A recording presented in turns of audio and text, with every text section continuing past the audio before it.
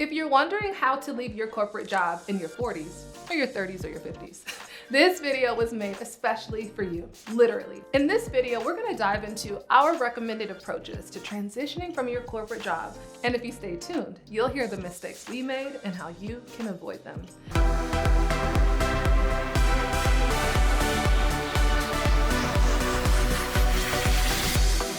I'm LizJSimpson, founder of the Big Money Movement, accompanied by my esteemed hosts, Cheryl Parks and Heather Petherick, our coaches at the Big Money Movement. And if we are going to talk about transitioning from your corporate job, let's just tell the real. What can we do? I'm sure they want to know. Who wants to go first and share their transition story? Oh, you want to go? You know what? Let me go first because your stories, I believe, were parachuted stories, right? So mine was not. So don't judge my story. Listen, no judgment. She's already listened. No Parachute. judgment zone. Look at these words. No coming judgment zone. I like parachutes. I should have taken a parachute. So my particular story is I worked for my last position for almost 12 years for a Fortune 750 company. And I will tell you the mistake I made is understanding that the division I worked for was really circling the drain for many years. And I think if you see the writing on the wall, right, just to jump right to the solution, if you see the writing on the wall, begin thinking about what you're going to do, how you're going to leverage where you currently are and where you potentially could want to be, and begin taking steps and working toward getting to that desired outcome that you might be looking for. Now, I'm not asking for a pity party because I got a severance package. Oh, I'm ready. I got my violin ready. The violin's ready for you. I got a package, and so what I did was it really afforded me the opportunity to take some time, understand exactly, inventory of myself, where I am, what I want to be doing. I actually took a coding course.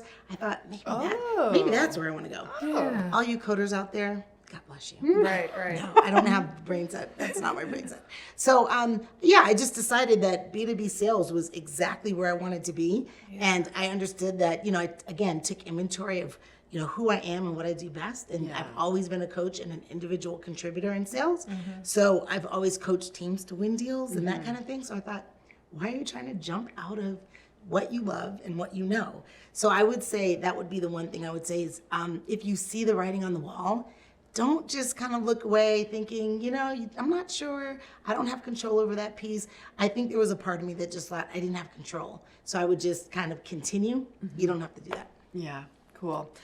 I love how you said parachute. I think that's a very kind word for what I did. I was more like fleeing from a burning building is what I did. And it was early on in my career. Like, I think I was just turning 30. And I remember it felt like I was really leaping off a cliff. I did not do any pre-planning.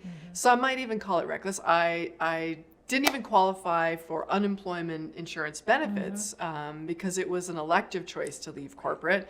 I didn't have any savings. In fact, if I remember correctly, I think I still had a heap of student loans that I needed to pay off. So that building was burning. It was burning, baby. Yes. And some might call it, part of me might call it reckless, but when I think back of the experience that I was in corporate, and it wasn't, I mean, we don't leave situations because they're good. But in hindsight, I had to leave. Like, my soul was crying out. My heart was breaking. It was either that or take a health leave because the stress level that I was under, the misalignment of what I was doing and who I really was so great. There was such a fracture that I had to make what looked like a reckless choice to leave the organization. I didn't build myself a bridge. I didn't do any validation or pre-planning. I just left. What I did do to kind of, tide things over and eventually build a bridge was while I then was hobbling together my business, I was taking some short-term contracts just so I could meet my financial obligations and pay the bills. And from there grew pretty slowly, pretty organically on the side as I was doing some corporate contracts to pay the bills. That's how I left. And you know what? Like, I wouldn't change it looking back. It taught me how to take action. It gave me the confidence that if I can do that, what else can I do when the chips are down? And ultimately the healing that it brought, because I had made a choice that all signs said I shouldn't do this, but that I did, and I honored, that internal compass. It actually created quite a bit of healing. So that was my story. Those are wins. It's crazy because then I feel like I don't even need to share mine. Like literally sharing yours word for word, everything you said mirrors my experience. Yeah. I had just turned 30, right? Like literally from the way you describe it, the same experience. You know, I had some good roles, some great leaders in corporate. I had some roles I didn't like. I had some I liked. I was younger. I call it a early quarter life crisis or something like that. Yes, you know? early career U-turn. And I think I just was from a generation where, you know, I was groomed or, you know, taught to assimilate, you know, trying to advance legacy, you know, family history. And I just never had an experience in corporate that made me feel like this is what I'll do for the rest of my life. I was like, is this what work is? Yeah. Like, this is, I can't. No. Like, this is not. How are people okay with this? Yes. I was just like, I'm just supposed to keep doing this for the rest of my life. And so I really think I'm one of those people. I know people describe like unemployables. So, like, I was meant to be an entrepreneur, right? Like, you know, and to be honest, at the time, I didn't have this level of forgiveness and a positive outlook. At the time, I was pissed at corporate America. I thought it was toxic. I thought it was damaging. I thought they didn't honor me as a human being. I thought they put me in a box because of my age and what I look like. I was a single mother. I thought it was all about them. And the moment that I had needs in my personal life as a mother or a human being, that it was, you know, cut the ties. I thought there were moments I had poor leadership. And so I love that you said soul cries out, Heather, because I literally, and because, you know, because it's one of those things where I thought it was me and not my environments, I kept trying to change and shift and evolve as a human being. And I thought, okay, let me put myself in different roles. And then what was interesting about my 30th birthday is I was like, all right, I'm checking boxes. Like, I'm making the income I said I wanted to make. I have the role that I said I wanted to have. And my soul was like, but bitch, we are miserable. Yeah. Like, we are miserable. And the appearance of success was suffocating me. Because there are other people who would say, you know, well, look, you know, with your background, your education experience, you're in a good position right now. You got it and it was like suffocating on what should be good. Yes. And even though internally it was like, we don't know what's the answer, but this ain't it, right? Yeah. And for me, it's happenstance. It's a longer story. It's in my book. Shameless plug for my book. But I was going to conferences and events, and I started being exposed to speakers. And this is why I say self-awareness and knowing yourself is so key. Because I thought I was broken for a long time until I just realized, no, this is your personality. This is your makeup. You know, and I'm going to mess up who said it, but it's like, you know, when we judge brilliance by one area, you think that something's wrong with you, and you realize that, well, no, I'm grading you off of the wrong, you know, grading plan.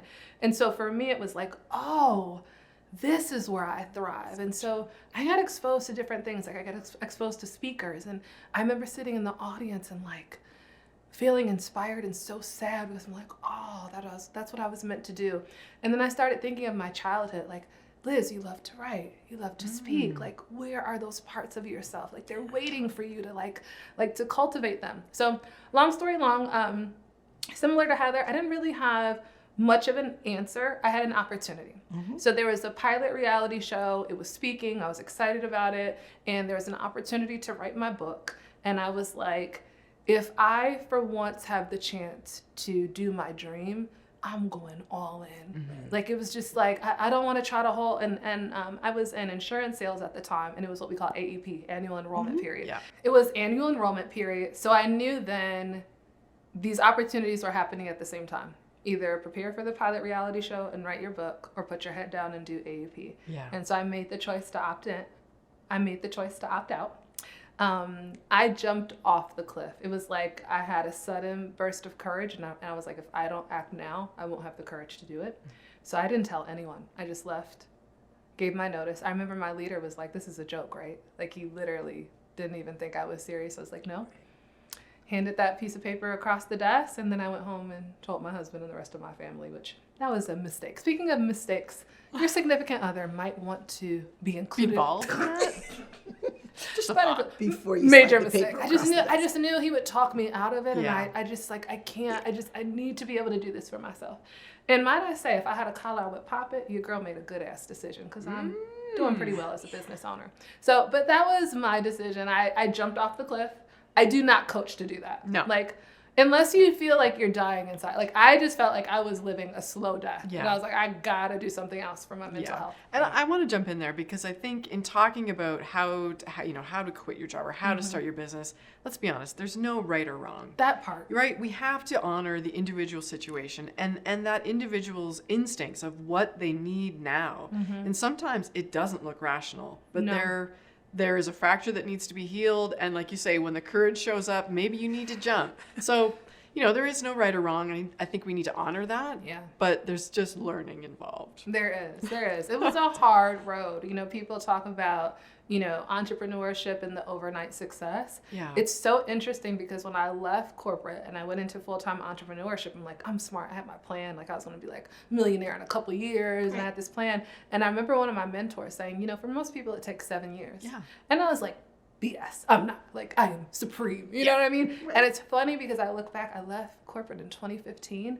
and almost to the nose, I'm like, it did take me 7 years. Like, it took me 7 years to get to where I really wanted to be.